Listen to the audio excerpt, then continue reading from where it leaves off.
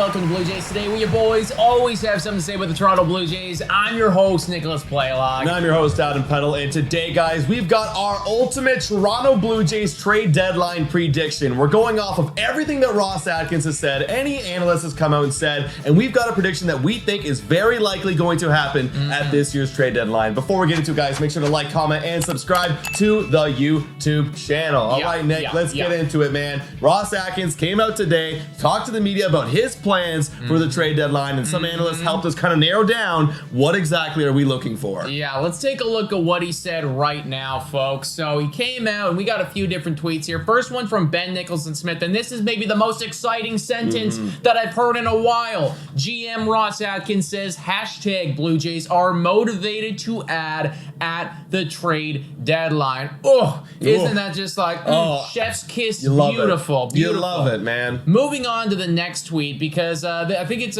pretty important here to talk about what we'd have to give up. He came out and he said the Blue Jays, they don't really have any holes, so it's difficult to add without subtracting. Okay, so another piece of information here. We want to add, but we also want to do it in a capacity where we're not giving up a bunch of stuff. More info here. Right. And also we have to understand, like, okay, Ross Atkins thinks that this team is pretty much set. The top boys are good. We may not need to add a big boy because we have a bunch of those big boys on our team. Yeah. Maybe trying to fill some little holes in the bench, in the bullpen, things of that nature. Absolutely, dude. Absolutely. And then the third tweet here, summing up the exact positional needs that he came out and he talked about: a depth starter who has options or control, an experienced bench bat, like a right-handed position, doesn't matter much, and one bullpen upgrade. So we want those three things. We definitely want to add, and we want to do it in a capacity where we don't need to give up a bunch of stuff because we like a lot of the dudes that we have. I think that kind of sums up what we got there from Ross Atkins. Exactly. Not a lot of the major league players you want to give up. And you also got to consider, guys, I've been saying it for a while, we don't have a ton of prospect depth. You know, we're probably not going to be fighting for one of those top guys, so we got to think smart at this year's trade deadline. Yeah. We've been in that position before, right? That was the Jose Barrios move and various moves prior, right? And we shot some of those bullets this offseason with Dalton Varsho, right? That's right. So we have been firing those off. Now, there's still a potential that we go out and we do something wild, right? Hell, guys, Baltimore Orioles are leading the American League East, and the New York Yankees are in last place. No one has any idea what is going to happen. So literally anything could happen. We may be in the Shohei Ohtani conversation in a week from now, but based on the information that we have today right now,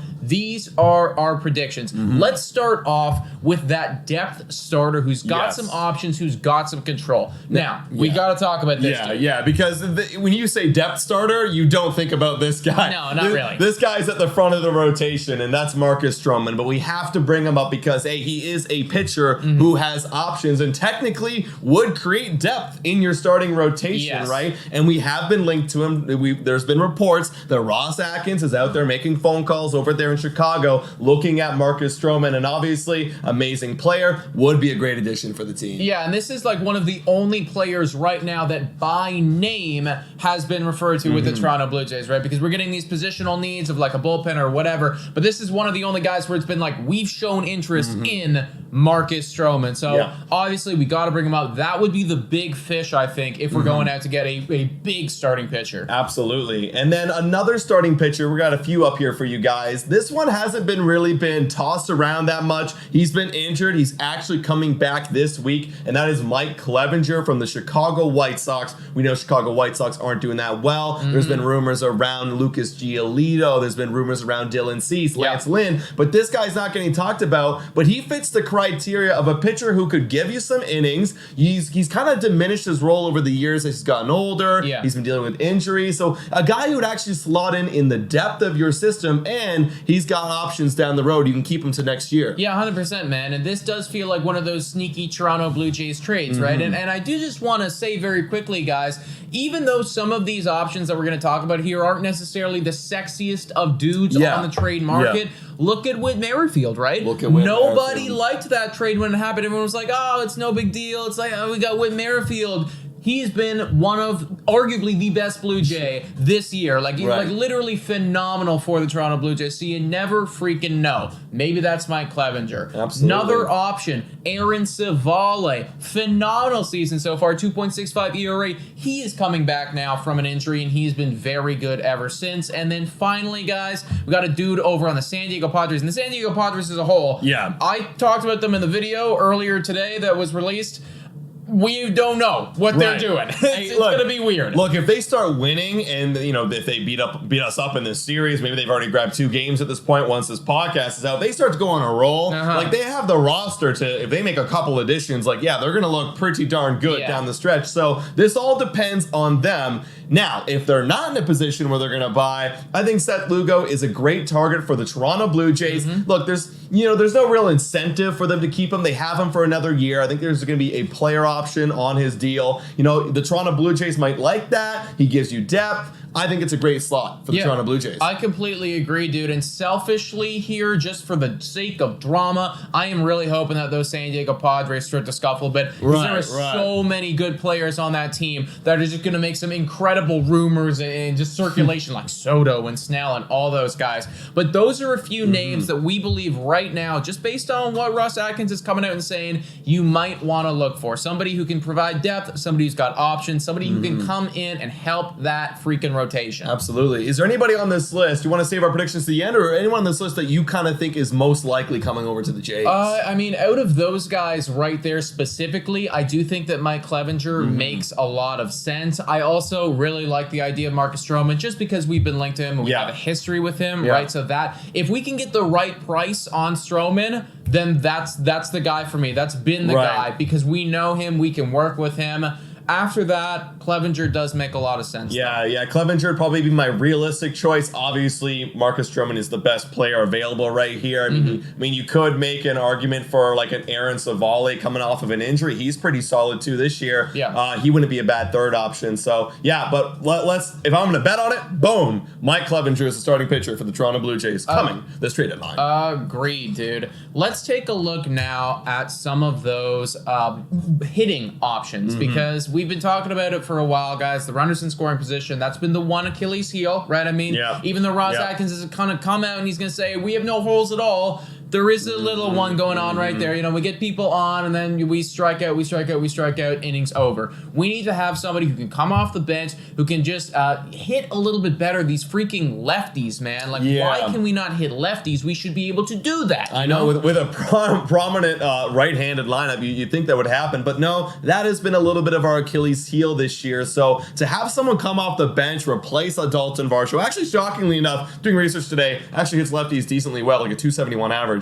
So crazy. But Brandon Belt, Kevin Biggio, they're not that good against lefties. So if you have them in the game, bring in some of these right-hander bats. So let's start it off right here with someone who we've actually been linked to. Whoa, time for your daily Betway breather. A quick reminder that the best place to bet is on Betway. Must be 19 years of age or older to play. In collaboration with iGaming Ontario, please bet responsibly. Now, back to the content. And that is Nelson Cruz, right now a current free agent. Yeah, I mean, Cruz, again, not the sexiest option here, folks, but I have a lot of respect for Nelson Cruz. This is just me personally as a human being. I have a lot of respect for Nelson Cruz. I do. It is very difficult to do my job at 25 years old, let alone at 43 years old, being able to keep up with, you know, all of the remaining 25-year-olds and everything like that. Nelson Cruz has shown that age truly is just a number, and even though he's having not a great season right now over in San Diego. Hey, there was not a lot of people having good seasons over in San Diego. Maybe a change of scenery would do the guy some good. If he wants to continue to play baseball and we can just pick him up for free,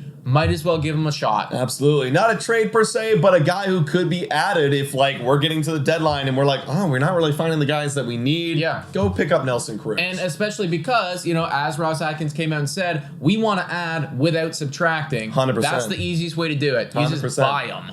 100%. And then next on this list, a former Padre. They haven't even changed the dude's hat yet. Wow. He plays on the Rockies right now. Baseball ref, I know. sleeping on the job. What's going on? No love for Jerkson Profar, but we got love for you, my man, because even though the numbers right here don't look that good, he does hit lefties very well. He can come off the bench. He's almost like a perfect bench guy. Plays lots of positions, outfield, second, shortstop, and yeah, he feels like a perfect replacement of like who we have right now, Ernie Clement. Who kind of cycles into that role sometimes with the Blue Jays. Dude, this guy just looks like a better Biggio to me. Yeah. You know, just a better Biggio. Switch hitter. Switch hitter. You come in, you do all the infield. You know, we can literally send you wherever we need. You can come in whenever, when somebody's injured, and you can actually hit a little bit as opposed to some of our other options. So I like Jerkson Profar. He was actually a dude that we were talking about a lot in the offseason as potentially going out and purchasing. So maybe there's a fit there. Granted, last thing note on him is I guess his defense must be really bad. Well, his WAR is pretty darn bad. Yeah, we're going to ignore We're going to ignore it. He's just a pinch hitter. We'll substitute him later. For real. And now, Randall the Handle Gritchick. Yeah. Can you believe it, guys? I've actually been seeing a little bit of this on Twitter. And you know what? At first, I was like, no, there's no way. Dude. I looked at his numbers. I'm like, you know what? Maybe, actually, it does make sense. And especially with what Ross Atkins, again, is coming out and saying. We want him veteran. You know, we want him to be able to lead this team and lead the club. What better guy than a dude who was on your team for several seasons and is actually having maybe his best year ever. I know, right? And it might be, maybe it's course numbers, maybe it's not. But again, like you're saying, imagine him reuniting with Vladdy and Biggio and Bo Bichette, George Springer. Like, these are all his old former buddies. And wouldn't that revitalize his morale, being on a winning team? And the Blue Jays, it's amazing. I actually really like this idea. I think it's a great fit, man. I think it's a great fit, and you wouldn't feel bad about not playing him every day. You know, he can still sit on the bench. He can do that role, right? But there's a camaraderie there. And what's great about Randall Gritchick is he would walk into this team and he automatically feel like he belongs, right? It's not like you walk in and you're not part of it. And even though you want him to be a veteran presence, he can't really do that because he doesn't know these guys. No, he knows all these guys, man. He's gonna walk in. He's gonna say what's what. He's gonna put all these dudes in their places. So I like this idea a lot, man. If we're gonna go shopping for one of these outfielders, veteran outfielders, Randall Gritchick makes a ton of sense for me. I agree. Last one on this list for bats, we got Tyler O'Neill. Now, he's a kind of an honorable mention, good Canadian guy. We've been kind of linked to him in the offseason, and with St. Louis doing bad right now. I mean, Tyler O'Neill's an options. Granted, doesn't really hit anybody that well so far this year.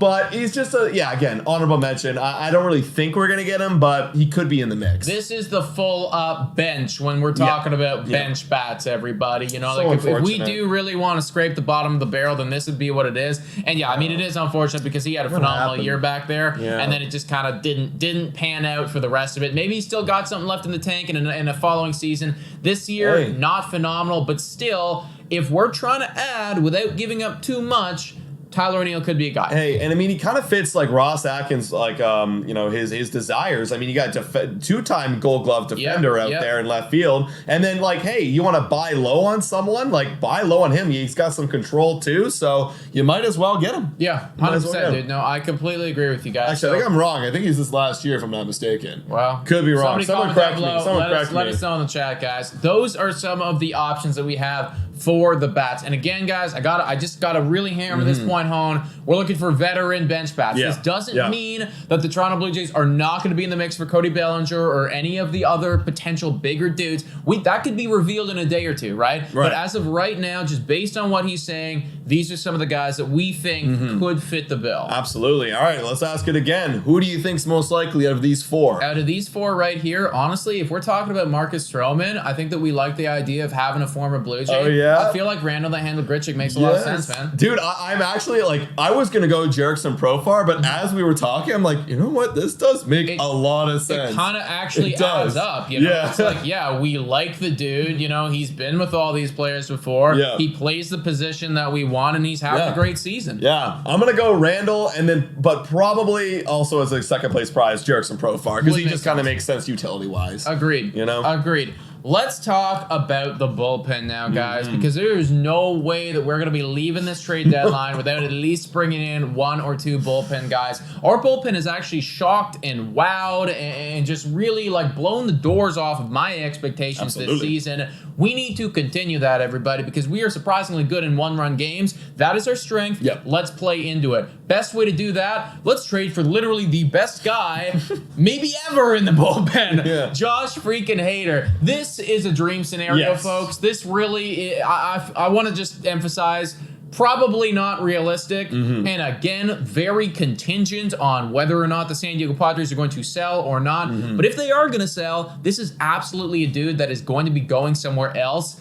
And could the Toronto Blue Jays go after him? Maybe. Maybe. This would be if you're missing out on the big, if you're really trying to go big as Ross Atkins and get like a Marcus Stroman, or get some other son of Cody Bellinger. If you miss those guys, maybe if I am willing to spend that bullet, maybe I spend the bullet on Josh Hader. Like, imagine that in the bullpen. You were saying to me before the show, sorry, Jordan Romano, but you're not closing anymore. Right. And I think Jordan Romano, he deserves to close because he's been there, but I think it's a great idea to have a lefty-righty kind of closer going back and forth, and I think a lot of Blue Jays fans might agree with you.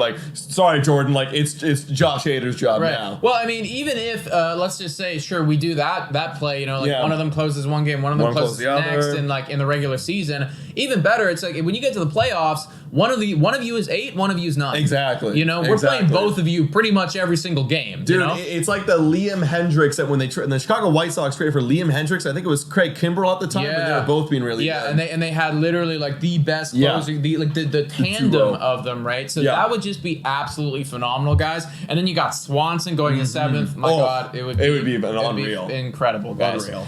Getting to a little bit more of a realistic option here. Brent Suter, another Colorado Rocky. He was really hard to pitch in Colorado, but Brent's actually doing pretty well. 2.81 ERA.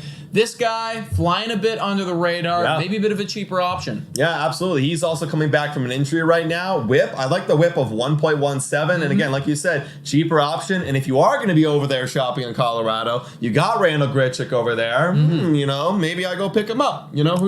That'd be a sneaky package deal right there. That'd be a sneaky package deal. Final dude here that we're going to bring up, just so you guys should keep an eye on, Carlos Hernandez. A little bit of a breakout dude going on in Kansas City. They are obviously going to be sellers, literally one of the worst teams in the MLB. Whip is phenomenal, guys. I think that ERA is a bit inflated because of how good that whip is. This is a dude who could come in and could immediately own some of those middle innings for the Toronto Blue Jays, right? This is a 5th inning, 6th inning guy. You're putting them together. It's him, it's Nate Pearson, and then we lead into the bigger dudes. Yeah, and what's great about Hernandez is he actually got some control. I learned that when I was doing research. I was like, oh no, we're looking for 1-year rentals, but hey, I mean, we are known in the past as a trade for bullpen guys that actually have some control. Yeah. I mean, literally, I think all of them, so Hernandez actually could be a good option for those boys. No, I completely agree, man. I completely agree. So those are just a few of those bullpen options that you should be keeping in mind for this Toronto Blue Jays trade deadline. Now, obviously, all of this being said, even though Ross Atkins would love to add everybody in with not getting rid of anyone, you are going to need to make some cuts at some point, right? You cannot add a bunch of dudes and just stash them away and hide them from the MLB. Exactly. We got 40 dudes that we can play with, so some of them are going to need to go. So let's just quickly go over some of the cuts that we think that are going to happen at this trade deadline. Right, absolutely. Well, going down the list right here, I mean, there's a couple guys I know you were bringing up. I'll bring up one of my favorites to get cut. I guess it's a bad way to put it. But Thomas Hatch, I mean, you've been with the team for a while now, my guy, and it just has not worked out. He's low on options. I think he's got one or two more, if I'm not mistaken. But, I mean, if you're going to get rid of anybody, if you're going to get rid of some holes, Thomas Hatch for me feels like a pretty obvious one at this point. No, I do agree with you, man. I also was bringing up Adam Simber pre-show. Clearly, he's had some great seasons with that in the past. This season is not one of them. Now, he is on the IL right now. He's probably not even going to be back this year at all. If they want to keep him for the future, great. I still really like Adam Simber, but I could see them going in that direction. And another final dude, Mitch freaking White. Yeah. It is not working out. Now, we made the big trade last year. I was pretty excited when we got him because he was good in LA. Yeah. It's not translating to Toronto, man. But here's the problem. You might bring up, guys might be like, oh, well, what about Trent Thorne and Hatch? Why hasn't Hatch been cut already? Well, there's the thing. They have options. Mitch White, we traded him, I think, with one option or no options left. I think it was just one option. We used that option. He's got none now. So if he wants to leave the 26-man roster, which he's on the bottom of the barrel to do so, I mean, we've been watching him pitch and blow up games recently. If you want to get rid of him, you got to cut him off this team. So it feels like an obvious one here, folks. In fact, I would guarantee it because there is no way that Mitch White is going to be on a playoff contending team for the Toronto Blue Jays. So at some point this season, he's gone. In fact, maybe even he gets traded. Who knows? Maybe a team, even though he's struggling, he's still got years of control. Maybe you just ship him off somewhere as an add-on. I agree. It could happen. I agree. One more guy I wanted to throw out there, and I like this guy. I know you guys like this guy, but in the past, we've seen Toronto Blue Jays cut players like Matt Gage, right? A AAA guy that they bring on, and then he somehow does well, and then they trade him away. Jay Jackson is in that similar role right now, where it's like you just added him for this year, you have no expectations. He is doing very well. I like him too, but again, you've seen Ross Atkins do some moves before. I'm not saying it's likely, but it could happen. It's in the realm. He's on the bottom of the barrel. I'm hoping that those other guys go before him. I agree. But yeah, he would be one of the last resorts in the bullpen if we're adding a bunch of dudes. And then finally, just looking at these hitters over here, we think Ernie Clement's probably the guy. Probably the guy. You don't want to trade away or cut any of your young guys like Lopez, Martinez, Jimenez. They've got lots of control. They've got lots of years. You like Lucas. He's coming up. You're starting to use his options. Same with Luplo. I mean, Luplo was this guy you signed one time. I could realistically see Ernie Clement doing it, but Luplo would probably be an option number two. Number two. I'll tell you right now, Luplo definitely isn't going to be on the team for very much longer. The second that we get any bat of any kind at all, Luplo, he's definitely going back down to the 40. I agree. So guys, those are your kind of Toronto Blue Jays predictions from our end here at Blue Jays today. Oh, final thing, what kind of closer do you think we might get, or bullpen guy you think we might get?